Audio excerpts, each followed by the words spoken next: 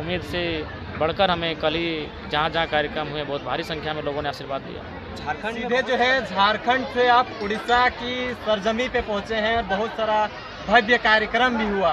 क्या कुछ संदेश मिला और क्या कुछ लोगों ने परेशानी बताई और आज का प्रोग्राम कैसा रहा? देखिए, उड़ीसा का जिस हिस्सा में हम अभी हैं कार्यक्रम संचालित हुआ, यह बेशक भौगोलिक रूप से संवैधानिक रूप से उड़ीसा का हिस्सा है, उड़ीसा का पार्ट है, लेकिन सांस्कृतिक बात करें, वैचारिक बात करें, सामाजिक बात करें तो ये आज भी झारखंड का हिस्सा है।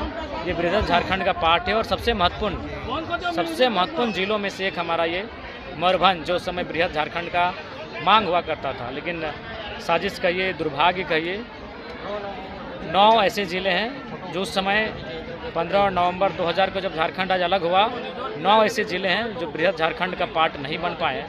उसका अफसोस यहाँ के लोगों को भी है, झारखंड के लोगों को भी है, लेकिन चूँकि 25 साल बीत चुके हैं, लोगों ने यहाँ की आबो हवा को अपनाया है, इसी आबो हवा में अपना जीवन यापन कर रहे हैं। तो कुल मिलाकर मैंने उनसे वही पूछा कि अगर इस आबो हवा में आप ढल गए हैं, रह गए हैं, बस गए हैं, और तो उन्होंने कहा नहीं, आज भी हमारे अंदर अलग झारखंड राज्य का जो आंदोलन था वो हिलोर मारता है। उम्मीदें बनकर हमारी आंखों के सामने भी आता है कि झारखंड राज्य का डिमांड करने वाले एक बहुत बड़ी आबादी को झारखंड राज्य तो मिला, लेकिन हम उस डिमांड का, उस भाग का हिस्सा नहीं बन पाए।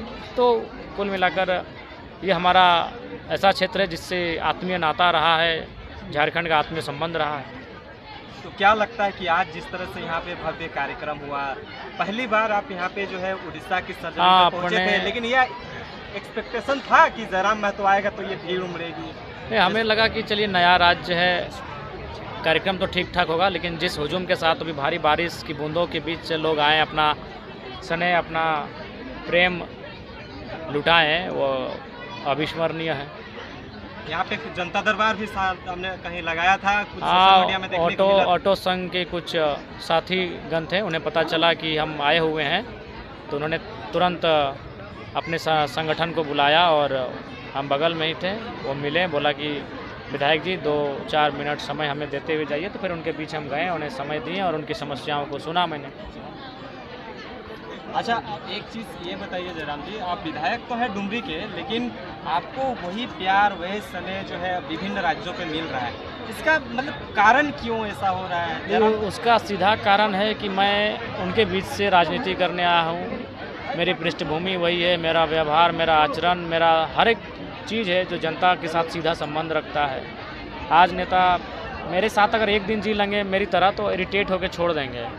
जिस प्रकार से लोग हमारे साथ रैलियों में हम प्रवेश करते हैं भीड़ भाड़ के बीच, तो हमें लगता है कि वह एक दिन भी मेरी तरह उस जीवन का अनुभव नहीं कर पाएंगे। लेकिन हमें लोगों के दुलार को, उनके प्यार को जो मिला है वो हमारे लिए बहुत बहुमूल्य है, और उम्मीद से बढ़कर हमें कल ही जहाँ कार्यक्रम हुए बहुत भारी संख्या में लोगों ने आशीर्वाद दिया। झारखंड में बहुत सारी समस्याएं हैं, वैसे समस्या क्या आपको उड़ीसा में देखने को मिली? देखिए, अभी आप तुरंत आएंगे तो हमें नहीं लगता कि कोई भी लोग अपने मेहमान को समस्याएं बताएंगे।